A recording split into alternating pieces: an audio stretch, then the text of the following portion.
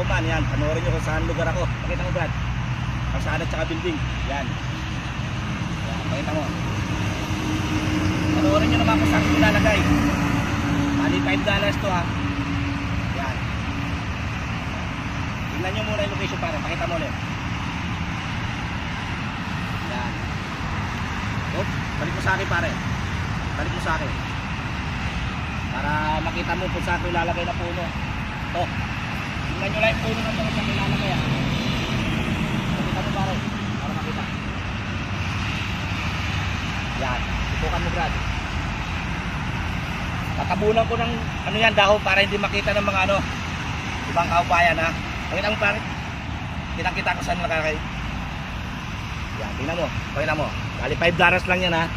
Kaya unahan na lang tayo. Sana yung mga nakakuha na give others naman tayo sa others. Give chance naman tayo sa others ha. Okay?